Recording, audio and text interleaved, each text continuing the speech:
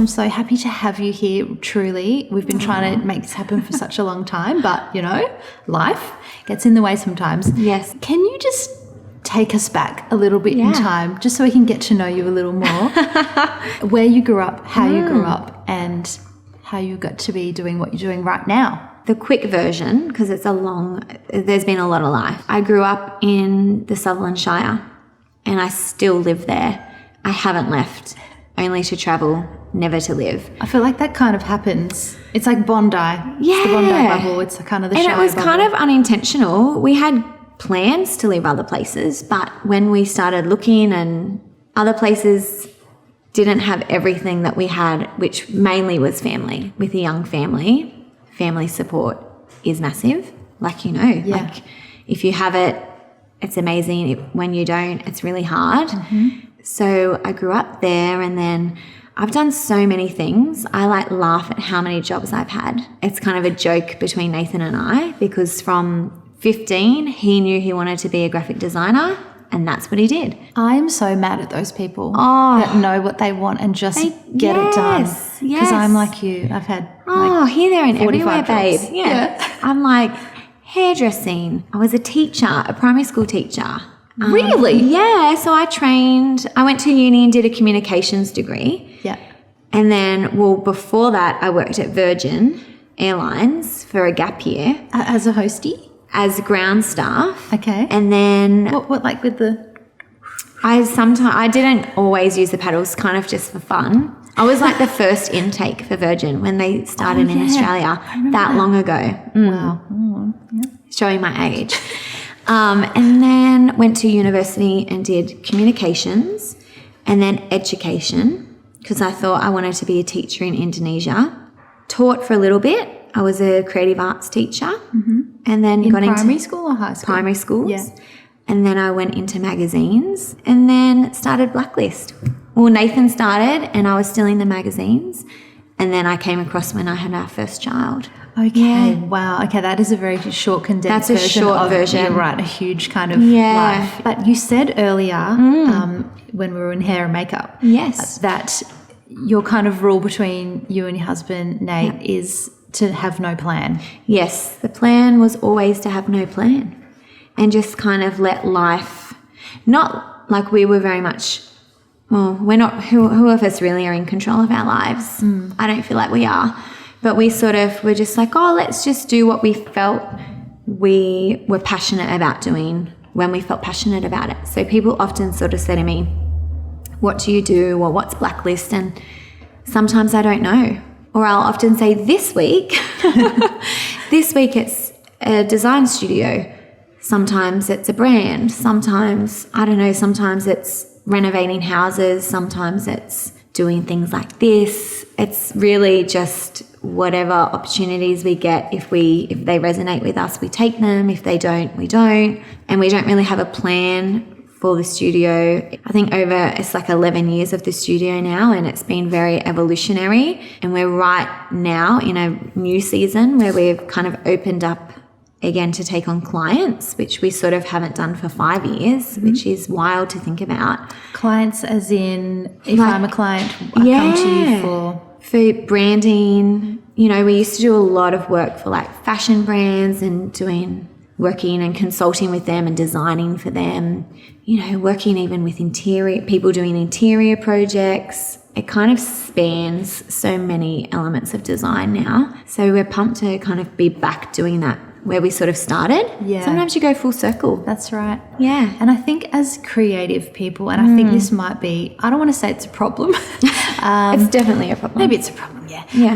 Is that the options are endless. They are. When you're creating something. Yeah. It's sort of like, I mean, with Nate, he obviously chose graphic design and that was his lane and he's gone for it. But then now he's incorporating that into his art and, the beautiful script that he does. And so there's so many different ways you can create. I have a bunch of your stationery and it's so beautiful and it's cool and edgy and it makes you want to write things and make lists and plan stuff. But then, you're wired in the way that you can help other people do that as well. Yeah. Create their own branded industry. Yeah. I want to talk about confidence and self-confidence and self-worth, has there ever been times with all the jumping, changing career, because I know that there'll be people watching on to this like myself, where you think that is sort of something that's not okay to change your career and to change what you're doing every 5 minutes. Yeah. Have you lost your confidence along the way on that sort of journey? I think definitely at times. I've got to say, like, I'm inherently quite a confident person because really early I had an amazing mum who was very strong and very independent, which wasn't the consistent example, I don't think, when I grew up, like, 30 plus years ago. Yeah. And I'm naturally a very independent person. And early on I had this deep, I would call it a revelation really, from a Ben Folds 5 song. Okay. Very deep and profound. That he has a song called There's Always Someone Cooler Than You. And I just had this from a really early age. I really understood that there was always going to be someone cooler, richer, funnier, prettier, smarter. And I just felt really free from ever feeling like I needed to measure up to someone else's cool or someone else's pretty or someone else's rich or all of those sorts of things that I think are the measuring stick in society. I mean, I feel like obviously it's sometimes you have to lay it down again and you constantly go, I'm going to let them do their thing. But I felt insecure in the sense, like I felt, especially next to my husband, who is the most consistent human I've ever met, and then me feeling at times like I was possibly manic. I felt that, oh my gosh, like I should be like him. And the beauty of him was always that he never wanted me to be him. He wanted me to be me. And so in all of that fumbling and flailing and at times failing, it was beautiful to have another human to kind of be like, you be you, babe. Like, we're different. And I definitely, when I was working in magazines, like I probably found that the hardest because I was younger and it was an intense environment and it was a lot of women, some just amazing women who I'm so proud to have worked with and to be friends with. But I think it was at times too many women. Right. As I've gotten older, I've have probably less women around me in some ways, not by choice, but because I work with an all-male team now. Yeah. And that's been really nice too, because it's just like, I got my guys. Yeah. What do you think the difference is? For me, like I'm quite a strong personality in the sense of I know what I like and I'm quite direct at times. And so I like working with a team where I can be direct and it not be misinterpreted or not be misconstrued is nice. I think sometimes I've really struggled with being a strong woman because I'm not like, I'm very sensitive and I'm very kind, but I'm also direct and strong. Yeah. And I think sometimes people, like I've been called everything from a man-eater to, people look at Nathan and I from, not even knowing us and they're like, oh, she wears the pants. I'm like, well, we both wear the pants and sometimes we both wear the dress. Like, it's kind of like things like that. I think in society sometimes where being a strong woman is seen as a negative, or if you're a strong woman, then you're harsh and a heart of that's just cold. And it's like, oh no, like I've sort of worked through those things, and I feel like I still do work through my idea of femininity and it not looking like someone who wears dresses all the time or someone who bakes cookies for their kids every afternoon. Like, you don't do that? I don't do that ever. And I'm okay with that because we're in a village where other women do that for my kids. Right. Which I love. Yeah. And so having that group of women around me that are the things that I'm not is so good. And I think you just said the key to it all is you're okay with that. Yeah. Because I know for my own self is that for the most part, I haven't been okay with a lot of things, with that finding the role, that sort of distinct masculine feminine energy is, especially when you become a mother, you sort of have that maternal instinct kick in and you want to care for, and you're like the mama bear, you want to protect and provide and all of those things. And sometimes it's hard to find the balance when you also are a strong woman and you want to get stuff done and you want to run a business and you straddle these two worlds. Oh, yeah. And it is so hard to figure it out some days. Yep. Yeah. I always talk about staying in your lane, and I'm Yes, actually you quite do. terrible at that. I'm very, very bad. You're like, follow, what is it, that saying where it's like, do what I say, not as I do. Right. Don't do what I say or do, basically. Fresh. I am constantly looking in other people's lanes. I'm trying really hard and working really hard on that. But that comparison thing, it eats me alive some days. It really does, just to put it out there and be totally vulnerable. Yeah. But I think Brené Brown would be proud. Oh my gosh, I love her so much. Everything. She's everything. She's this generation's Oprah. I agree with you. I mean, incomparable Oprah is, but yeah, I mean, she's brilliant. Yeah. And anyone who doesn't know, go and look up Brené Brown Yes. right this second. Yes. Vulnerability and shame. It is, wow, life the changing. 1 by 1 inch of paper, the square. Do you know that theory? Oh my gosh. Can I Yes, please. reference that? So she says in her wallet, she carries a 1 by 1 inch square piece of paper. Yeah. And she says that is all the size that you need a piece of paper to put the names of the people whose opinions matter to you. So when you're making decisions or when you're feeling crappy, like you get out your 1 by 1 and you go, what does this person think of me? What does this person think of my decision? And you either call them or you inherently know because they're the people that are closest to you. And she talks about, you know, the whole fact that you can have no control over anybody's perception of you. You can't. You really cannot control what people think about you. It's true. She talks about how it's not healthy to not care what people think because that's not real. Yeah. But that you care about what the 1 by 1 inch square of people think about you. Yeah. And they're your chosen people. Yeah. Yeah. Yeah. That you value and that you value their opinion. That's brilliant. Do you have that in your purse or wallet? I do. I have it in my phone cover. Oh, wow. I'm going to Yeah. do that today. That's so Yeah, she's cool. profound. She hijacks every conversation I'm in because she's just so good. She's so good. She Yeah. really, really has such a healthy perspective Yes. on life. But I feel like everything that you've said thus far Oh my gosh, babe. feels very healthy, a healthy way to get through life, because life is big and life is hard some days, and you do look around at what other people are doing, and like you said, there's always going to be someone with more, better than you at whatever you're trying to do, funnier, 100%. smarter, prettier. And I have this like rant that I go on all the time with people because I get a little bit sick of the culture with social media where people are like, oh, it's their best day. Don't compare your worst day to somebody else's best day. And I want to be the person, and I want to raise my children to be the kind of people who actually are able to celebrate somebody else's best day. And rather than bringing their best day down and being like, oh, that's not their real life, that's just a fairy tale life, being like, I'm so thrilled that that's your best life. Go you, the awesomeness of someone else. Yeah. I read this because I like to read Psalms. It's a book in the Bible. And I read this morning and I've been stuck on it forever. This whole idea of when somebody else's grain and wine abounds, that I would have this endless joy. And that whole idea of celebrating other people's prosperity. Yeah.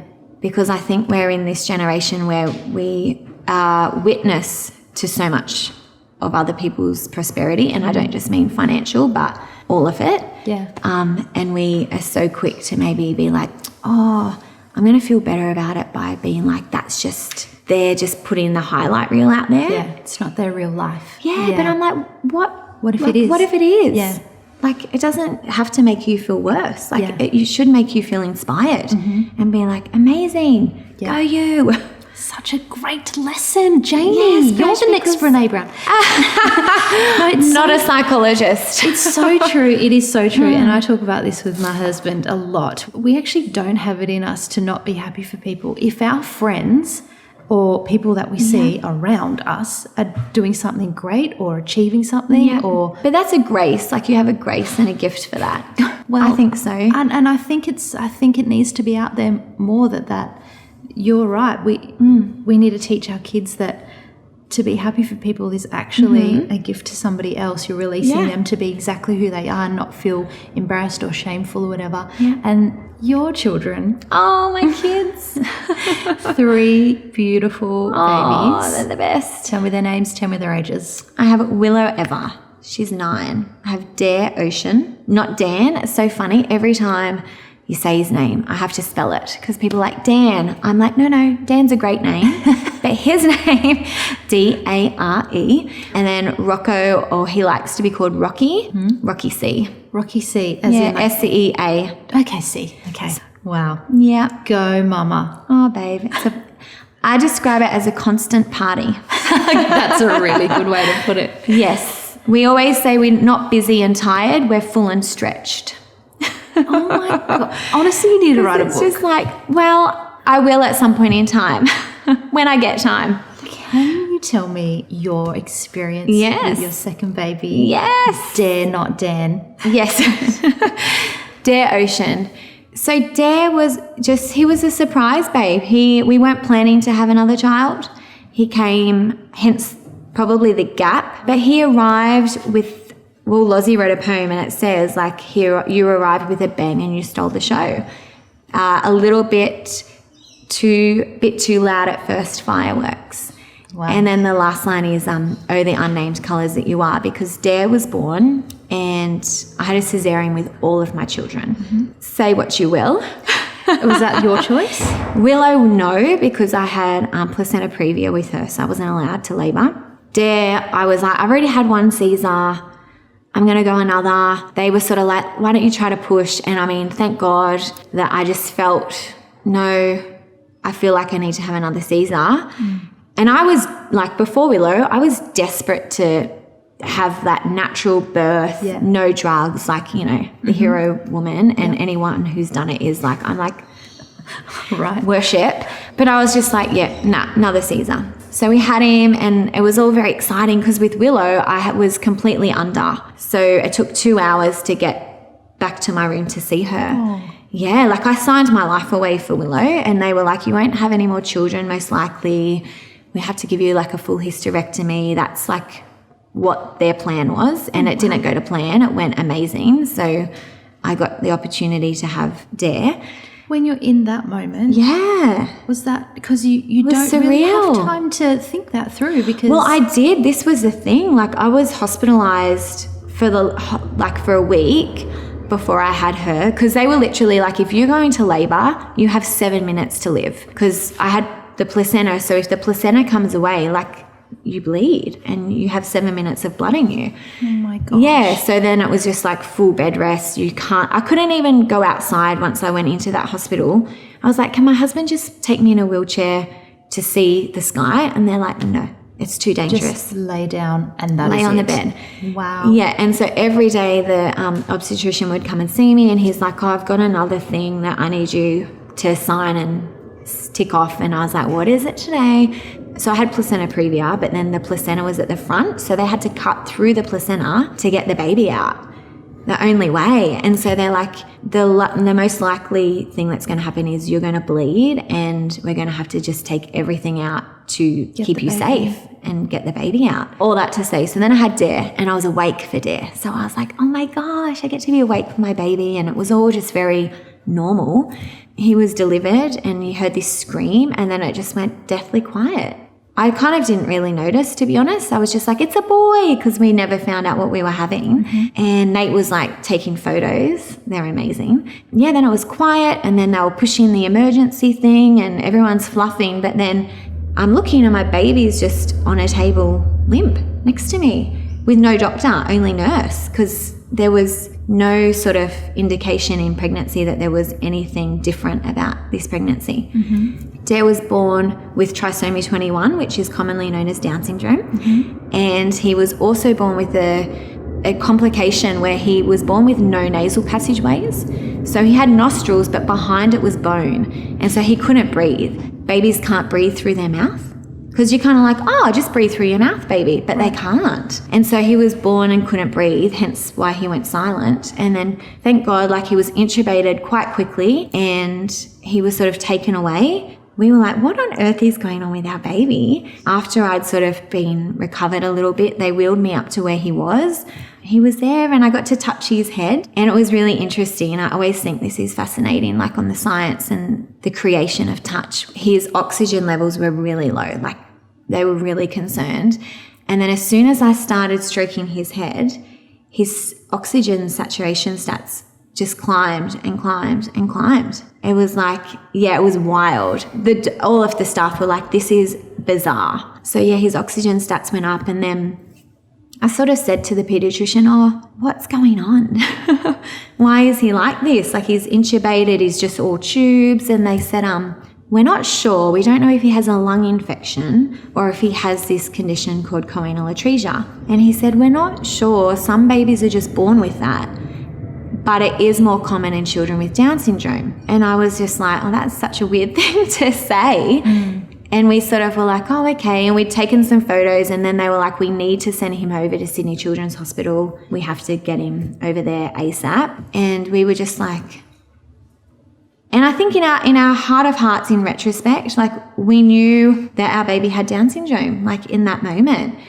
We didn't want to believe it because my husband had never, ever met somebody with Down syndrome in his whole life. And I'd only ever met one person. And I think it was so unknown, therefore scary, that we were like, nope, it's a lung infection. And I get so disappointed that in that moment I felt disappointed, because looking back, I'm like, knowing what I know now, it would have been fine. But yeah, so then that led us on a journey. And so Dare had surgery. He had 5 surgeries in the first 4 months to fix his nasal passageways. They told us the day after he was born and he was diagnosed then, they'd got all his genetic testing done, that yes, he did have trisomy 21. And they said, we do think he also could have severe brain damage because of the deprivation of oxygen, but he didn't, like, which was, you know, I say a relief, but then honestly, like, I sit in the chair knowing that somebody else sits in another chair with a child with that diagnosis and is like, life's amazing because of the life lessons that you learn through an experience like that. But yeah, so we inherited this amazing title of parents of a child with additional needs. We could honestly not be prouder. Like, it's almost like the proudest badge I wear out of any hat that I wear. It's probably taken me to this point to decide, like, you know what, we are going to advocate for this because it's misunderstood and it's misrepresented. Like, I sent a social worker out of my hospital room because she came with this folder, and being a visual person, you know, she came with this folder and it was photocopied pictures of 20 years ago, and it was so uninspiring and it painted the bleakest picture. And we were just like, no, that's not what our life's going to look like. Chuck it in the bin. And I said to her, I'm going to have to ask you to leave because you're not being helpful. Oh my God. Yeah, I know, it was a bit hardcore, but I was like, there's that strong woman. Yeah, and I was just like, you don't know my son. You don't know his capabilities. Like, I don't know them. Like, he's going to reveal them to us as he grows. Like all of our kids, life will look different in some ways, but our biggest passion for all 3 of our children is that they just find what they're passionate about and they do it. Simple as that. Simple as that. And that they're kind to people. And they're very kind, which I'm very proud of. Thank you for sharing that. Oh my gosh, it's a pleasure. So when you say Dare is a gift, what do you mean by that? He changed our perspective on value and what matters and who matters. And I think he just cracked us open to experience this whole new way of seeing things. And he really, I mean, all of our children are such gifts to us and teach us so many things, but he taught us really the beauty of the simplicity, because to Dare, everything is wonderful. And everybody is so like pure to Dare. Like Willow describes him as a human party. Like she really is just like, he is a constant source of joy. I mean, there are times of frustration, I'm not going to lie, but I have experienced least amount of times of frustration with Dare than my other 2 children. In terms of behavioural, he's so easy to have out and about. It was really challenging initially, and he was a gift to me even like with people looking at me, for instance, when I'm out and I have dare and people do look, and you get better at it and you make a choice. I think really early we made a choice that people are looking in wonder and awe, and whether or not they actually are, we just choose to see it like that, and that they're looking because it's inspiring and not common. And so we choose that people are just like, wow. I mean, every day I'm with him, someone, you know, is like, oh my gosh. And I'm like, yeah. I get annoyed when my other kids are there though, and they'll be like, your son's so beautiful. And I'm like, all three of my children are beautiful. Like, you don't get to single him out because you can see he has Down syndrome. Like, or when people make sweeping generalizations like, yes, they're all so happy. I'm like, oh, he wasn't happy at 8 o'clock this morning. He was a nightmare. He was angry. You know, like all those sorts of things where that he teaches me just to be patient with people, and we go slow everywhere because we've learnt to, and we don't rush because rushing isn't going to make life easy for any of us. Like, it's just going to frustrate us. So we just pulled the pace of our life right back, and yeah, like just beautiful life lessons from him. How did you get through those first couple of years in the learnings of it all? Yeah, we just created a new normal. I never looked at somebody else's version and thought, oh, that's a better version. I just thought it's a different version. Yeah. And so one of my best friends, like one of my girlfriends that I've been friends with since I was 14, we had our babies the same day. Wow. Yeah. So Dare and her little girl's name's Poppy were born on the same day. And, you know, like I made a decision that I was going to celebrate all of her daughter's milestone achievements, and that I wasn't going to keep a track of where she was and where Dare was, because it was literally like Dare's going to do those things but on his own timing. It was a practical adjustment because Dare needed such intensive therapy. I wasn't planning on taking a bunch of maternity leave. Not that I got paid for maternity leave. You don't do that when you have your own business, but I just worked when I could. And I just took the pressure off myself and said, I will do what I can do. And my children are always first. And it was like, if I have to work at night, I work at night. And I'm going to choose that therapy, we call them Therally now, like his therapy family, that they were going to become my friends, so that I didn't feel like I was going and doing these things with strangers that felt like it was a burden, but it was going to go and we were going to make it fun and make it a joy with these people. And Dare still has the same therapy team, and they're all blown away. Like, he's exceptional. Like, on paper, and this is so like dumb, but I'm really proud. Like, on paper, he does not even have an IQ that is reflective of somebody with an intellectual disability. Really? So Down syndrome is by definition an intellectual disability, and Dare does not even qualify as that based on his IQ assessments, which are ridiculous that kids have IQ assessments. Like, right. But for the schooling system in New South Wales, that's what they have to do. But yeah, like, it's amazing. So limiting potential and putting labels on people is so unhelpful, because just let them be them. Yeah.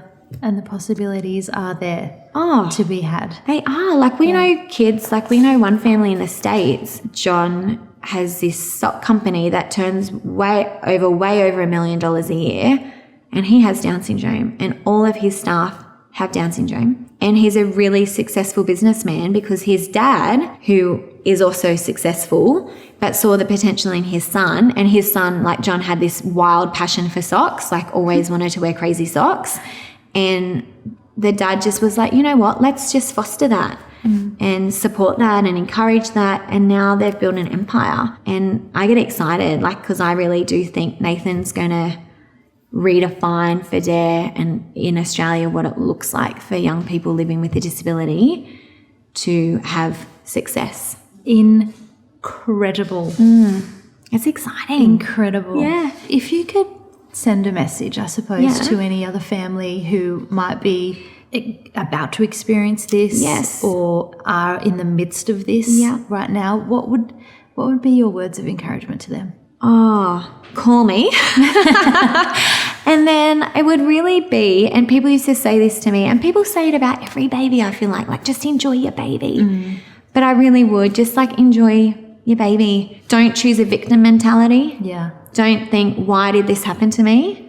Because it didn't happen to you, it happened to your child. That was my biggest thing. Well, I chose not to feel sad for myself because I thought this doesn't really affect me, really, because it's not me. It's affecting my son. Yeah. And so I was like, my job as mum is to minimize the effect on him and help him. And I would say get an amazing team of people around you that can really work practically to help them fulfill their potential. Yeah. But then Nate and I laugh about this whole idea of potential. Yes. Because it's like, do you just one day arrive and be like, well, hit my potential. I know. I'm over and out. Like, don't you think sometimes that idea of potential is so funny? Because we all talk about it, and I'm not saying let's never talk about it ever again. And I said it before. Oh, did you? Yeah. I didn't even notice. It's so part of society and it's so fine. Yeah. But Nate and I are like, the idea of like fulfilling our potential. My whole life growing up, you've got such great potential, Jules. I'm like, but what does that mean? What does that look like?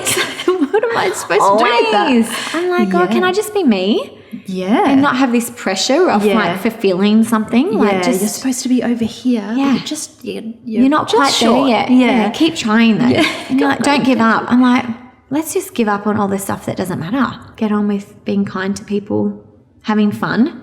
I think fun is so underrated. I agree with you. Yeah. If you're doing something you don't like, don't do it. When it comes to success, yes, how do you define success and what is that? Because success to me can be as simple as exactly what you've been saying, deciding to not put labels on something and not eat gluten that day. Or it could be running a business and earning $1 million in your sock company that day. That is also a success. Yeah. So there are so many variations and levels of it. So many. What would you define as success? I think we have a lifestyle approach to success. Everything that we see as success revolves around the life that we want to create for our family. And there, like you say, there's so many variants of success in terms of like there's business goals and there's, holidays and all of this. But for us, it honestly is as simple as being able to pick our kids up, drop our kids and pick our kids up from school. Yes. And being able to do that means that you do have to earn a certain amount of money. Right. And build a certain type of business so that you have that flexibility. Because it sounds really simple, like just pick my kids up and drop them off. But it also in that means that there's things that we go without so that we can do that. But for us, our level of success in this season of our life is that we're hands-on parents and that we can do, Nate and I do canteen at Willow School together. Adorable. Yes. And like that we can do things like that we can be at the Easter hat parades. Like for us in this little part of our lives, that is our success measure, is how available are we for our children. And while still retaining a sense of self and doing things that we enjoy and give us a purpose beyond our children. Because I think I learned quickly having kids, like I needed to have not a world that exists apart from them, but something that I did that I would retain my sense of identity. Because even I had some girlfriends over the other night and one of them was saying very much like, you lose yourself when you have kids. And I was like, I've been thinking about that. And I was like, I don't know if you have to lose yourself when you have children, because I wasn't maternal by nature. And so this whole part of me kind of cracked open, like you were talking about before, this mama bear kind of nurturer came out more than ever. But yeah, I think I worked hard at making sure I still had interests and passions that existed outside of And I think that's the key. You have to work at it. You can't, it is easy to lose yourself, definitely. You do have to make a decision and work hard at keeping your passions alive and your hobbies and this creative, whatever you've got going on, keep it going. I think that's the key, and it's not easy. If I can end with one thing. Yes. This is a big one. If you could leave a legacy behind in this lifetime, what would you, Jaynie Johnson, which by the way is a great name. Jaynie Johnson is I inherited it. You're a country star. You're a country singer. And I'm dressed to meet that. Jaynie Johnson. You need a hat and a guitar. You know I would. But that's not going to be your legacy. No. What would you like to be remembered for? I want to leave a legacy that helps people make more informed choices, particularly around the issue of life and people with disability. It's such a bad word. Yeah, that would probably be the one legacy I would want to leave the most, is that let's just help society make informed choices about what it looks like to be different, and the fact that we're all different and we're all weird to somebody, and that let's just embrace it and celebrate our differences rather than feeling like we get to control this idea of perfectionism and create this utopian society, because I think it's getting brave new world out there and it's a bit scary. But yeah, and just let love rule. It'll work.